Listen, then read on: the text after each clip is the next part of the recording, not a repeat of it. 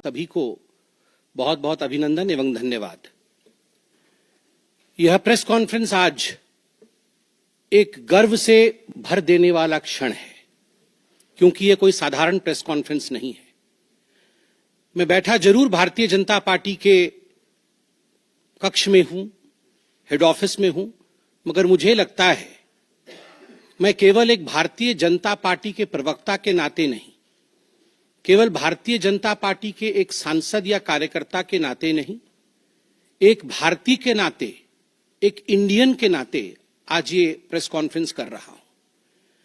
क्योंकि जिस प्रकार का टेरर डेमोलिशन, जिस प्रकार आतंकवाद का खात्मा बीते कुछ दिनों में हमने भारतवर्ष में देखा है, भारतवर्ष ने जिस प्रकार से पाकिस्तान में आतंकी अड्डों को ऑपरेशन सिंदूर के माध्यम से समाप्त किया है, वह अपने आप में पूरे विश्व में एक संदेश भेजता है, एक निर्णायक संदेश। आतंकवाद के खिलाफ लड़ाई के विरोध, आतंकवाद के खिलाफ एक निर्णायक संदेश। इसलिए आज का ये प्रेस कॉन्फ्रेंस, इसको संबोधित करते हुए मुझे गर्व की अनुभूति हो रही है। अदम्य साहस का परिचय दिया है भारत की सेना ने, अदम्य साहस। आज भारतीय जनता पार्टी और हम सभी कार्यकर्ता, आज सारा भारत धन्यवाद करता है भारत की आर्मी का, भारत की सेना का, भारत की एयरफोर्स का, भारत की नेवी का और उन तमाम जाबाज सेनानियों का जिनके कारण आज ऑपरेशन सिंदूर सफल हुआ है।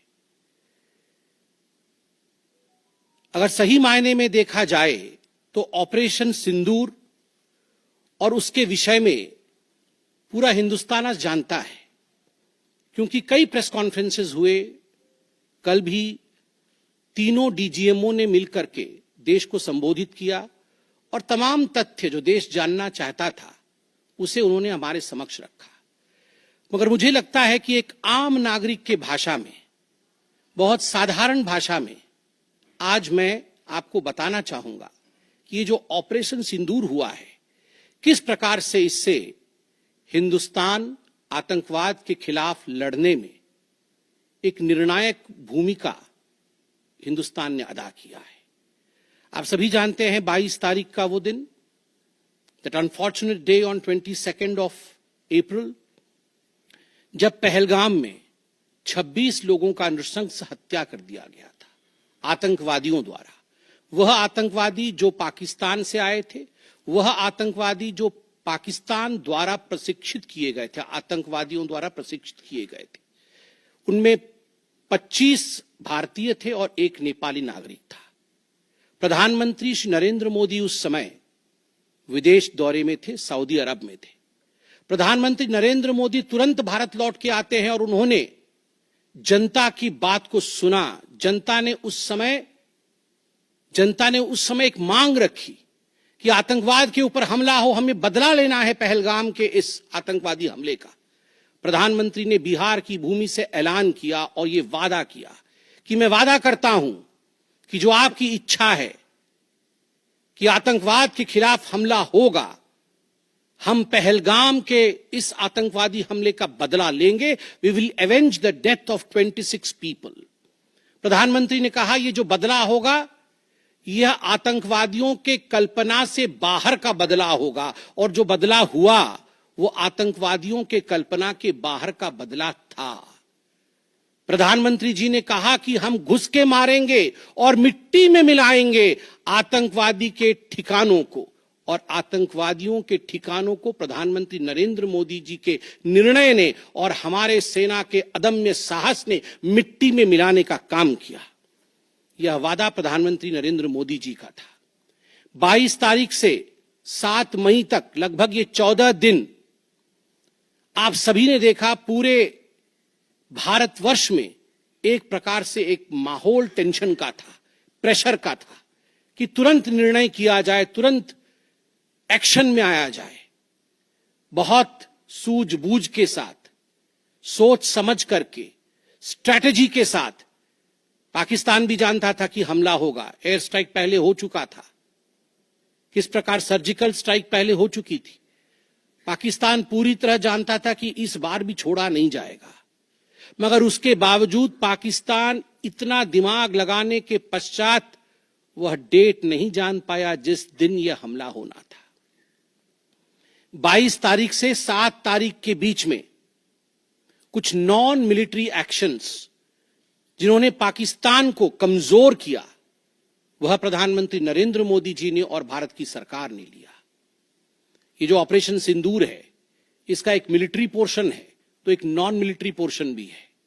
और नॉन मिलिट्री पोर्शन में सबसे बड़ी बात इंडस वाटर ट्रीटी, जो सिंधु नदी समझौता 1960 का था, उसे स्थगित किया गया, अबेयंस में रखा गया। आप सभी जानते हैं लगभग 90% पाकिस्तान जो है इसी पानी पर निर्भर करता है। लगभग 80% उनका जो कृषि है इस पानी पर निर्भर करता है। इस पानी को यदि रोक दिया जाए तो पाकिस्तान की 1/4 जीडीपी गिर जाती है। इस पाकिस्तान को अगर इस पानी से वंचित रखा जाए तो पाकिस्तान के हालात वैसे होंगे कि उनकी जीडीपी लुढ़केगी, कृषि लुढ़केगा।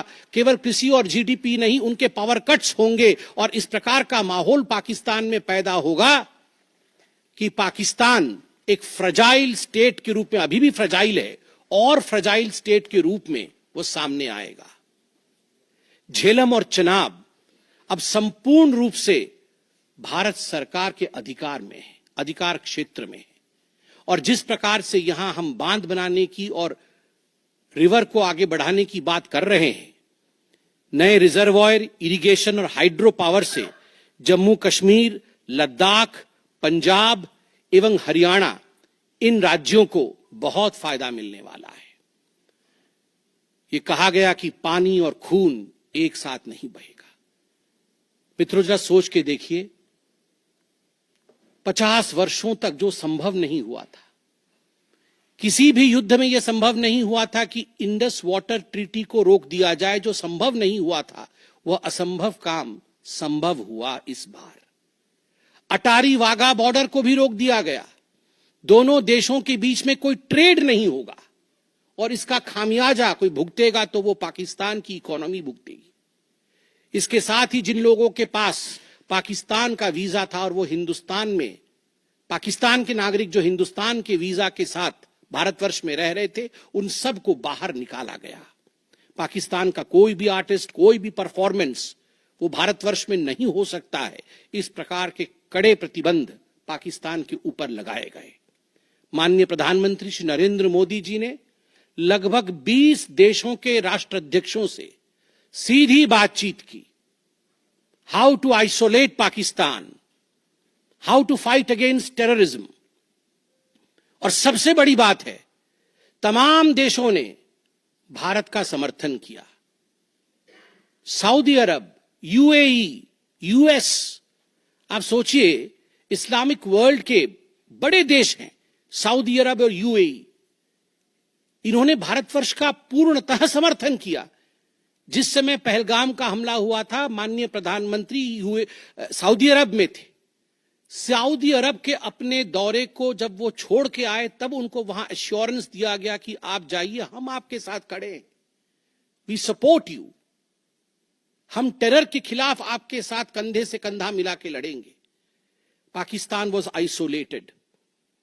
ये जो नॉन मिलिट्री एक्शन लिया गया, आज मैं कहना चाहता हूं कि 50 वर्षों से भी अधिक समय तक जो टूल्स कभी इस्तेमाल नहीं किए गए थे, जिस क्षेत्र में भारतवर्ष कभी नहीं गया था, वह टूल्स इस्तेमाल किए गए और अपने आप में भारत के लिए यह बहुत बड़ी बात है। बहुत बड़ी बात है कि इंडस वाटर ट्रीटी को रोका गया। 20 से अधिक देशों का समर्थन, आतंकवाद के खिलाफ एक निर्णायक हमले की तैयारी, और 6 और 7 मई 2025 उस रात निर्णायक हमला होता है आतंकवाद के ऊपर। सभी जानते हैं कि 9 आतंकवादी ठिकाने जो पीओजेके में थे और पाकिस्तान में थे, उन्हें ध्वस्त किया गया। यह ऑपरेशन सिंदूर एक बहुत बड़ा बहुत बड़ा दायरा तय करता है। इसने पूरे विश्व को दिखाया कि भारतवर्ष क्या कर सकता है। ऑपरेशन सिंदूर ने दिखाया कि केवल एलओसी नहीं, इंटरनेशनल बॉर्डर के पार जाके भी भारत पाकिस्तान के अंदर किसी भी टारगेट को प्रिसाइसली उस पर हमला कर सकता है और आतंकवाद के खौफ को समाप्त कर सकता है। इस पूरे ऑपरेशन का लक्ष्य क्या था, इसे समझने की आवश्यकता है। लक्ष्य क्या था? क्या हमने लक्ष्य की पूर्ति की? What was the aim of Operation Sindoor? Did we achieve what we aimed for? क्या लक्ष्य था? नंबर 1 लक्ष्य था आतंकवादी ठिकाने जो दूर दराज इलाके में है पाकिस्तान में, जहां आज तक कोई नहीं पहुंच पाया, जहां आज तक पाकिस्तान के आतंकवादियों को लगता था कि वो सुरक्षित हैं, वहां तक पहुंचना यह लक्ष्य था। दूसरा लक्ष्य था आतंकवादियों को ढेर करना, मार देना। तीसरा लक्ष्य था इन टारगेटों को जमींदोज करना, उन्हें मिट्टी से मिला देना। चौथा लक्ष्य था इस पूरे काम को करते हुए कोई भी सिविलियन, उसके ऊपर किसी प्रकार से कोई इंजुरी नहीं होना। और अंतिम लक्ष्य था किसी प्रकार के मिलिट्री, जो पाकिस्तान का मिलिट्री या सैन्य बेस हो, उसके ऊपर हमला नहीं करना। अर्थात यह लड़ाई आतंकवाद के खिलाफ थी। यह लक्ष्य था ऑपरेशन सिंदूर का। This was a fight against terrorism and terrorists. क्या हम लक्ष्य को पा पाए? आप देखिए, जब यह हमला हुआ तो 9 ठिकाने ध्वस्त हुए, उनमें 5 POJK में थे, पाक ऑक्यूपाइड जम्मू कश्मीर में, और 4 पाकिस्तान में थे। सबसे बड़ी बात है, पहली बार पंजाब प्रोविंस, जो कि पाकिस्तान का एक बहुत स्ट्रेटेजिक लोकेशन है, पंजाब प्रोविंस उनका हृदय है पाकिस्तान का, उसके अंदर भारतवर्ष घुस करके आतंकवादियों का सफाया करता है। यह अपने आप में छोटी बात नहीं है। This is a big achievement as far as operation Sindoor is concerned. Lashkar Taiba, Jaish Mohammad, Hizbul Mujahideen, इनके ठिकाने ध्वस्त होते हैं। और मैं यहां वो नाम पढ़ना चाहूंगा। ये जो 9 नाम है, 9 आतंकवादी ठिकाने, मैं आज देश से अपील करना चाहूंगा, तमाम भारतीयों से अपील करना चाहूंगा कि ये नाम हमें स्मरण करना है। आने वाले 100 वर्षों तक हमें इन नामों को याद दिलाते रहना है, दोहराना है। जब भी आतंकवाद सर उठाए तो हमें ये चित्र दिखाने हैं कि तुम्हारा क्या हश्र किया था ऑपरेशन सिंदूर ने, भारत की सेना ने, भारत की राजनीतिक इच्छा शक्ति ने और भारतीयों ने। इसलिए मैं नाम पढ़ना चाहूंगा। सवाई नाला कैंप मुजफ्फराबाद, जो POJK में है, 30 किलोमीटर दूर है LOC से, उसे ठिकाना लगाया गया। लश्कर तैयबा का ट्रेनिंग सेंटर था। 20 अक्टूबर 2024 सोनमर्ग में और 24 अक्टूबर 2024 गुलमर्ग में जो आतंकी हमले हुए थे, उसमें यहां से आतंकवादी आए थे। और सबसे बड़ी बात, 22 अप्रैल 2025 को जो आतंकवादी आकर पहलगाम में हमारे नागरिकों को मार के गए थे, हमारी बहनों के माथे से जिन्होंने सिंदूर पोंछने का काम किया था, उनका प्रशिक्षण भी इसी केंद्र में हुआ था, सवाई नाला कैंप मुजफ्फराबाद। सैयदाना बिलाल कैंप मुजफ्फराबाद, ये जैसे मोहम्मद का ट्रेनिंग सेंटर था, ये दूसरा कैंप जो ध्वस्त हुआ। गुलपुर कैंप कोटली, ये LOC से 30 किलोमीटर दूर था, लश्कर तैयबा का बेस था। और 20 अप्रैल 2023 को पुंछ में, 9 जून 2024 को जो तीर्थ यात्री को बस में हमला करके मारने का काम किया था आतंकवादी, यहां गुलपुर कैंप से आए थे जो कोटली में है, उसे ध्वस्त किया गया। बरनाला कैंप बिरगढ़, बरनाला कैंप जो 9 किलोमीटर दूर है LOC से, उसे समाप्त किया गया। अब्बास कैंप कोटली जो 13 किलोमीटर दूर है LOC से, लश्कर तैयबा का फिदाइन सेंटर है और 15 आतंकवादियों को एक साथ ट्रेन कर सकता है, उसे ध्वस्त करके गिराया गया। सरजाल कैंप सियालकोट, अंतर्राष्ट्रीय सीमा से 6 किलोमीटर दूरी पर है, इंटरनेशनल बॉर्डर से, सांबा कठुआ के सामने है। और मार्च 2025 में जम्मू और कश्मीर पुलिस के 4 जवान शहीद हुए थे। उनको मारने का काम इन्हीं आतंकवादियों ने किया था जो सरजाल कैंप से आए थे सियालकोट के। उस कैंप को ध्वस्त कर दिया गया। महमूना जाया कैंप सियालकोट, जो कि 12 से 18 किलोमीटर इंटरनेशनल बॉर्डर से दूर है, मैं एलओसी की बात नहीं कर रहा हूं, इंटरनेशनल बॉर्डर से, और हिजबुल मुजाहिदीन का अड्डा है, बहुत बड़ा कैंप है। कठुआ और जम्मू क्षेत्र में जो भी आतंकवादी गतिविधि होती है, सियालकोट के इस मजनूमा जाया कैंप से आतंकवादी भेजे जाते हैं। भारतवर्ष ने उसे ध्वस्त किया। मरकज तैयबा मुरीद के, जो कि अंतर्राष्ट्रीय सीमा से 18 से 25 किलोमीटर दूर है, 2008 के मुंबई का जो हमला हुआ था, 26/11 के नाम से जिसे हम जानते हैं, उसमें जो आतंकवादी आए थे, अजमल कसाब और डेविड हेडली, उनकी ट्रेनिंग मरकज तैयबा मुरीद के में हुआ था। और आज मैं फक्र के साथ कह सकता हूं, गर्व के साथ कह सकता हूं कि भारत की सेना ने, भारत की राजनीतिक इच्छा शक्ति ने और भारतीयों ने मरकज तैयबा मुरीद के को ध्वस्त किया है, समाप्त किया है। मरकज सुभान अल्लाह बहावलपुर इंटरनेशनल बॉर्डर से 100 किलोमीटर की दूरी पे है। विश्व में किसी ने ऐसा नहीं सोचा होगा, पाकिस्तान ने तो सपने में भी नहीं सोचा होगा कि भारत की सेना के पास, भारत की एयरफोर्स के पास और भारत के राजनेताओं के पास ऐसी इच्छा शक्ति होगी कि इंटरनेशनल बॉर्डर से 100 किलोमीटर दूर घुस के वो हमारे आतंकी अड्डे को ध्वस्त कर सकते हैं। मरकज सुभान अल्लाह, जो कि जैशे मोहम्मद का मुख्यालय था, उस मुख्यालय को भारत की वायुसेना ने ध्वस्त किया। यह कोई छोटा विषय नहीं है। यह बहावलपुर एक ऐसा स्थान है जहां यूनाइटेड स्टेट्स, यूएस भी अपने ड्रोन नहीं भेज पाया था। उस जगह पे भारत घुस के मारता है। आज का भारत, आज का नया भारत यही है। ये नाम, जो 9 नाम मैंने पढ़े, हमें याद रखने चाहिए, मगर उन नामों के साथ मैं कुछ और भी बताना चाहता हूं।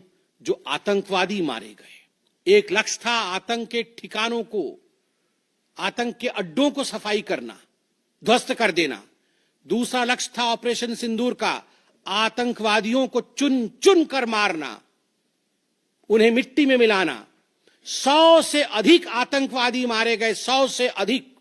मैं कुछ आतंकवादियों के नाम पढ़ता हूं जिनको कि हम डिस्कस करते थे डिबेट्स में, टीवी पे, यूएन में, जिनको कि यूएस ने भी कंडेम कर रखा था। मैं नाम पढ़ रहा हूं। मुदस्सर कादियान खास उर्फ मुदस्सर उर्फ अबू जुंदाल। अबू जुंदाल नाम से हम जानते थे इस आतंकवादी को। और जो लश्कर तैयबा का आतंकवादी था, वो मरकज तैयबा का जो मुरीद के में है, उसका इंचार्ज था। जब वो मरा तो उसके गार्ड ऑफ ऑनर, उसका जो जनाजा निकला, उसमें पाकिस्तान के आर्मी के अधिकारी थे, पाकिस्तान आर्मी के चीफ थे, पंजाब सीएम मरियम नवाज भी उसमें रही। आप सोचिए, ये एक सरकारी जमीन पर हुई और तमाम बड़े लोग, सरकारी लोग पाकिस्तान के उसमें शामिल हुए, जिससे कि यह सिद्ध होता है कि terror and the sponsors of terror are hand in glove together. आतंकवादी और जो आतंकवादियों को बढ़ावा देने वाले, वो एक साथ काम करते हैं।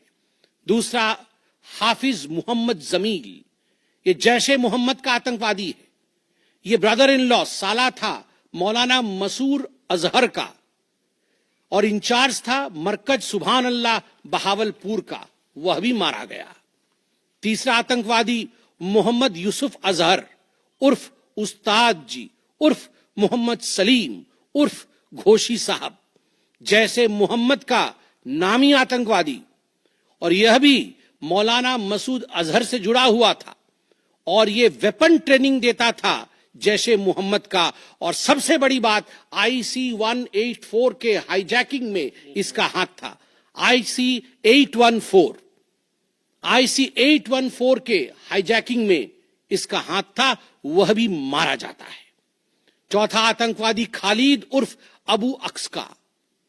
खालिद, ये लश्कर तैयबा का आतंकवादी था, फैसलाबाद में मारा गया और वहां उसका फ्यूनरल होता है। अब मैं ये तस्वीर दिखाना चाहूंगा, आप ये तस्वीर देखिए। ये तस्वीर कोई साधारण तस्वीर नहीं है, यह तस्वीर है उन आतंकवादियों का जिनका जनाजा निकला। और इस तस्वीर में मैं दिखाना चाहूंगा कि ये जो खड़ा है सामने व्यक्ति, इस व्यक्ति का नाम है, ये एलईटी का कमांडर है, लश्कर तैयबा का कमांडर है अब्दुल रऊफ। अब्दुल रऊफ जो खुद एक स्पेशली डेजिग्नेटेड ग्लोबल टेररिस्ट, जिसको यूएस के ट्रेजरी बेंच ने डेजिग्नेट कर रखा है, अमेरिका के ट्रेजरी बेंच ने इसे आतंकवादी घोषित कर रखा है, वह सामने खड़ा है जनाजे में। और उसके पीछे जो खड़े हैं, मैं एक एक करके नाम पढ़ता हूं। लेफ्टिनेंट जनरल फैयाज हुसैन शाह, जो कि लेफ्टिनेंट जनरल है पाकिस्तान आर्मी के। मेजर जनरल राव इमरान सरताज, जो कि मेजर जनरल है पाकिस्तान आर्मी के। ब्रिगेडियर मोहम्मद फुरकान शब्बीर, पाकिस्तान आर्मी के। Doctor Usman Anwar, IGP Punjab. और Malik Sohaib Ahmad Bharth, member of provincial assembly of Punjab. ये बड़े बड़े लोग, तथाकथित सरकार के बड़े बड़े लोग, पाकिस्तान के आतंकवादियों के जनाजा में शामिल होने आए हैं। और जनाजे को लीड कर रहा है एक आतंकवादी, डेजिग्नेटेड आतंकवादी। और आप देखिए ये बिफोर और आफ्टर, ये जितने भी मैंने आपको अभी आतंकवादी ठिकानों का नाम बताया, किस प्रकार उनकी परिस्थिति थी और क्या उनकी परिस्थिति हुई, यह इस तस्वीर से हम देख सकते हैं। तो उद्देश्य मैं बता रहा था, ऑपरेशन सिंदूर का उद्देश्य बहुत स्पष्ट था। उसका उद्देश्य था आतंकवाद के ठिकाने को ध्वस्त करना, आतंकवादियों को मारना और आतंकवाद के खिलाफ एक संदेश भेजना। और उसमें हम सफल हुए। पहली बार एक बात पूरे विश्व ने देखा कि पाकिस्तान का हर इंच भारत के पहुंच के अंदर है। कोई कोना पाकिस्तान का ऐसा नहीं है जो भारत के पहुंच से बाहर हो। और आप सोच के देखिए, पाकिस्तान का एयर डिफेंस सिस्टम फेल हो जाता है। पाकिस्तान का एयर डिफेंस सिस्टम फेल हो जाता है। जिस समय 6 और 7 के रात के बीच ये पूरी कार्यवाही हो रही थी, रफाल विमान द्वारा स्काल्प और हैमर मिसाइल्स के माध्यम से 23 मिनट के अंदर, 23 मिनट्स के अंदर एक विंडो था, जिस विंडो के अंदर ये 9 के 9 आतंकवादी ठिकाने उन्हें ध्वस्त कर दिए गए। 23 मिनट में पूरा विश्व ने देखा कि भारत क्या कर सकता है। मुझे लगता है पूरे विश्व में इस प्रकार से 23 मिनट के अंदर इतने प्रेसिशन के साथ आतंकवादी ठिकानों पर हमला किसी देश ने पहले किया होगा। और जब यह पूरा एक्सरसाइज समाप्त हुआ, उसके बाद जब हमारे एमईए ने, हमारी आर्मी ने प्रेस कॉन्फ्रेंस किया, तो उसमें कुछ 4 शब्द बहुत महत्वपूर्ण थे। वो 4 शब्द हैं controlled, precise, measured, non escalatory. हमने ये जो 9 अड्डे ध्वस्त किए वो कंट्रोल्ड तरीके से ध्वस्त किए। प्रिसाइज, कोई सिविलियन अड्डा या कोई मिलिट्री टारगेट नहीं था, प्रिसाइज टारगेट था, आतंकवादी ठिकाने, उनको ध्वस्त कर दिए। मेजर्ड, जितना ध्वस्त करना था उतना ध्वस्त किया, उसके अगल बगल के किसी स्ट्रक्चर को ध्वस्त नहीं किया। जहां आतंकवादी थे उनके ठिकाने में घुस के उनको मार के निकले।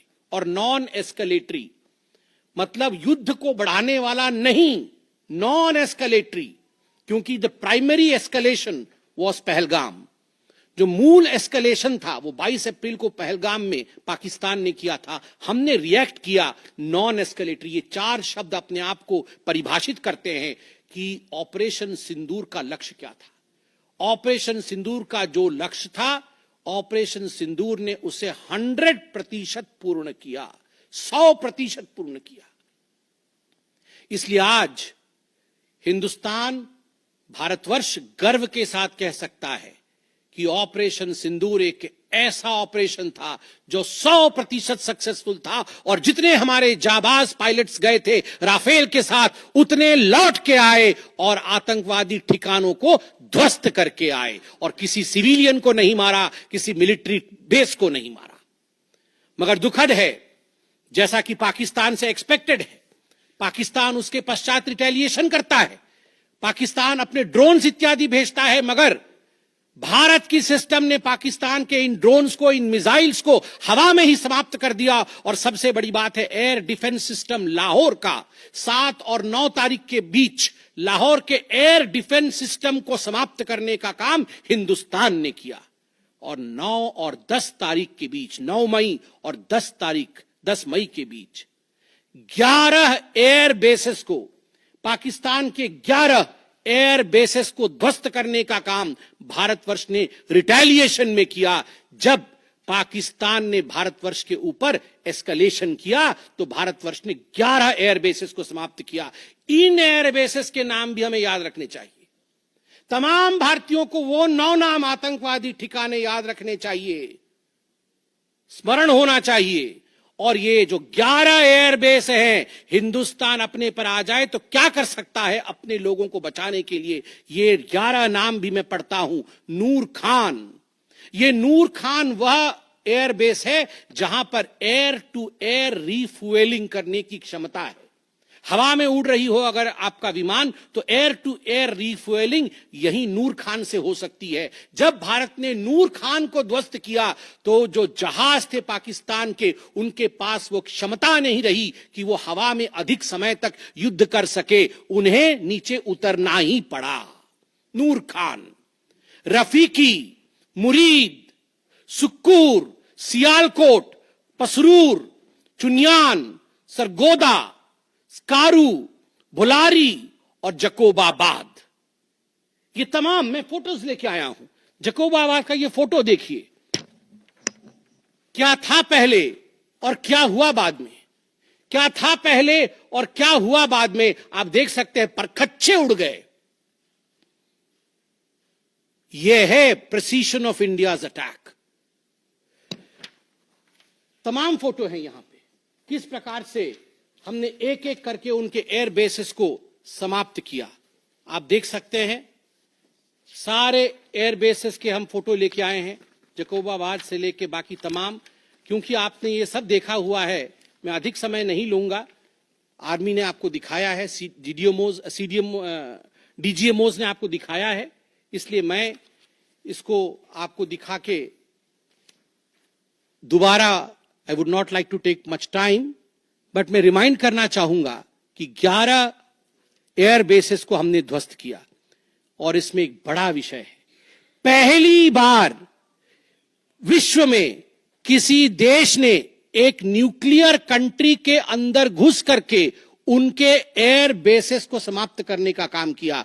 पाकिस्तान एक न्यूक्लियर कंट्री है, उसके अंदर घुस करके उनके एयर बेसेस को 20% पाकिस्तान के एयरफोर्स के इंफ्रास्ट्रक्चर को भारतवर्ष ने नाकाम कर दिया। 20% of PAF's infra was destroyed by India. Just imagine, एक न्यूक्लियर कंट्री है, उसमें घुसकर मारना, यह अपने आप में पूरे विश्व में पहला इंस्टेंस है। और भुलारी एयरबेस में 50 PAF पाकिस्तान एयरफोर्स के जवान मारे गए, जिसमें स्क्वाड्रन लीडर उस्मान यूसुफ भी मारे गए। कुल मिलाकर के 9 आतंकी ठिकाने, 11 एयरबेस, 100 से अधिक आतंकी, 50 जवान और अपनी इज्जत, यह पाकिस्तान ने खोया है।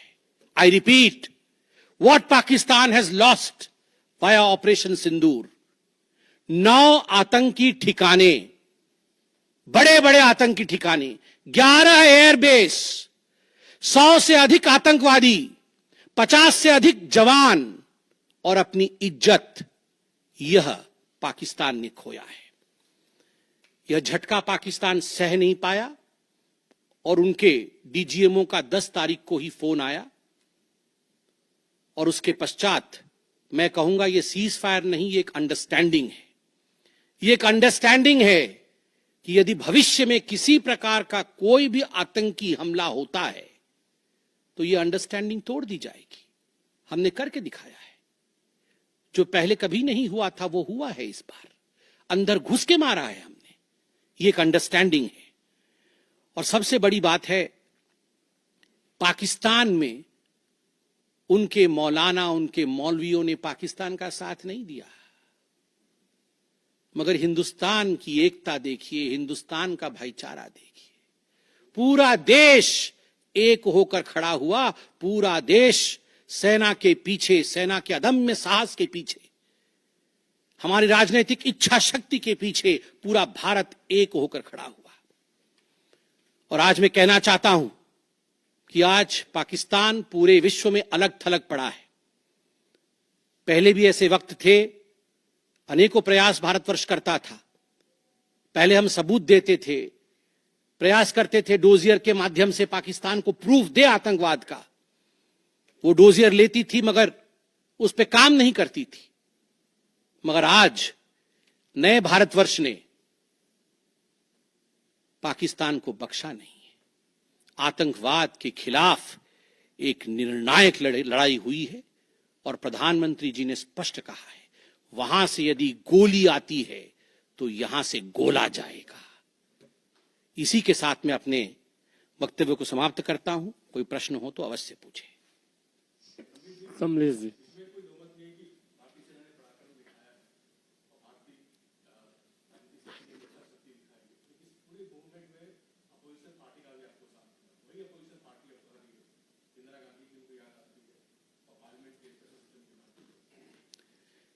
देखिए, मुझे लगता है आज का दिन पूरे भारत का दिन है। मैं ऐसा नहीं कहूंगा कि आज मैं भारतीय जनता पार्टी के प्रवक्ता के नाते कह रहा हूं। मैंने शुरू में ही कहा था, आज मैं भारतवर्ष के एक साधारण नागरिक के रूप में जो अदम्य साहस हमारे सेना ने दिखाया है उसका विवरण किया। पाकिस्तान ने क्या खोया है और हिंदुस्तान ने क्या पाया है वो मैंने आपको दिखाया है। इसमें तमाम पॉलिटिकल पार्टी ने एकजुटता दिखाई, यह भी अपने आप में एक बहुत बड़ी अचीवमेंट है, बहुत बड़ी बात है। और आज मैं नहीं चाहता हूं मैं किसी की आलोचना करूं, और मैंने कहा कि विगत दिनों में वह भी एक प्रयास था जहां हम प्रूफ देने की कोशिश करते थे, हम डोजियर इत्यादि देते थे, हम 26/11 भी हुआ था, उस समय भी हमने प्रयास किया था कि हम पाकिस्तान को समझाएं कि देखो तुम्हारे आतंकी आके क्या कर रहे हैं हमारे देश में। मगर पाकिस्तान मानता नहीं था। पाकिस्तान को लगता था कि they can take India for granted. मगर अब परिस्थिति बदले हुए हैं। अब कोई हिम्मत नहीं कर सकता है इंडिया के ऊपर आंख उठा के देखने का। आमोद राय।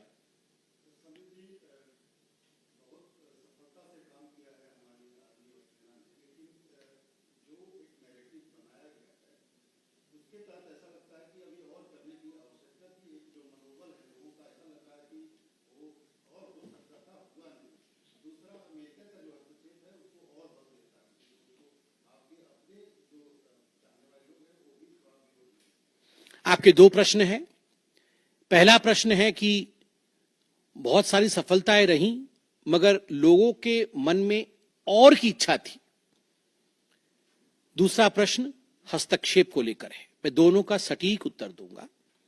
नंबर 1, मैंने आपको इस प्रेस कॉन्फ्रेंस के माध्यम से आरंभ में ही बता दिया कि ऑपरेशन सिंदूर का लक्ष्य क्या था।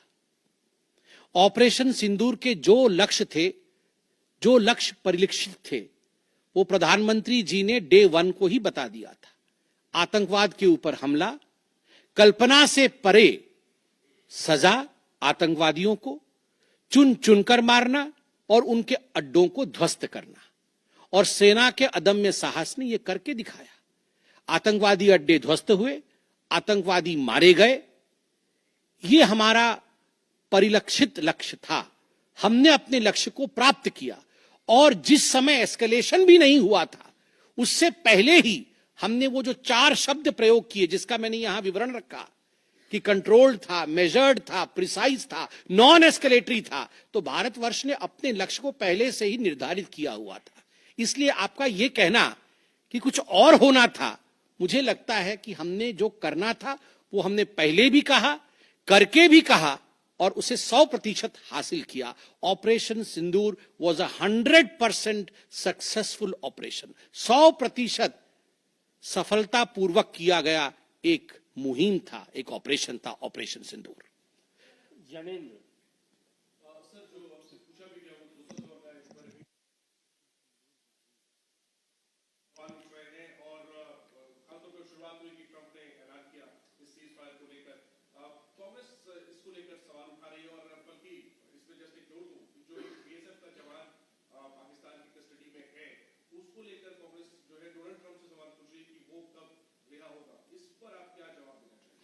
देखिए, पहली बात तो है, जहां तक मध्यस्थता इत्यादि का विषय है, मैंने बहुत स्पष्ट रूप से कहा अभी, जितना मेरे डोमेन में नॉलेज है, और डीजीएमओज ने अपने प्रेस कॉन्फ्रेंस में एक बार नहीं कई बार कहा कि फोन हमारे डीजीएमओ को पाकिस्तान के डीजीएमओ का आया था।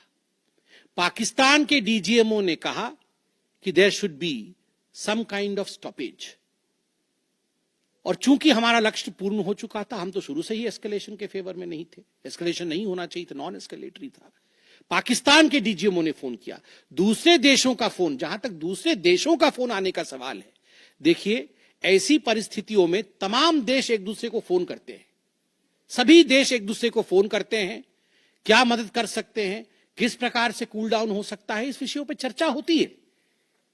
भारतवर्ष यूक्रेन भी फोन करता है, भारतवर्ष रशिया भी फोन करता है, सब जगह फोन करते हैं, हर कोई एक दूसरे को फोन करता है। इसमें किसी प्रकार का मगर संशय नहीं है कि डीजीएमओ पाकिस्तान ने फोन किया भारतवर्ष के डीजीएमओ को सीज फायर डिमांड करते हुए, रिक्वेस्ट करते हुए, डिमांड नहीं रिक्वेस्ट करते हुए। और कोई प्रश्न? एक मिनट सर, एक मिनट दे जवाब दे दूंगा।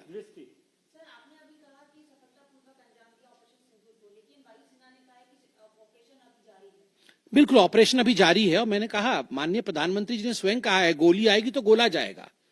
तो अगर गोली आएगी तो गोला जाएगा। तो इसलिए ऑपरेशन सिंदूर समाप्त नहीं हुआ है, इंतजार कि अगर आंख उठाया तो उसका जवाब दिया जाएगा। देखिए, ये आपको क्या लगता है, इन प्रश्नों का जवाब कि जंग के लिए हमारी क्या तैयारी है, इसका जवाब प्रवक्ता देंगे। इसका जवाब तो जहां उचित फोरम में होना चाहिए वो देंगे।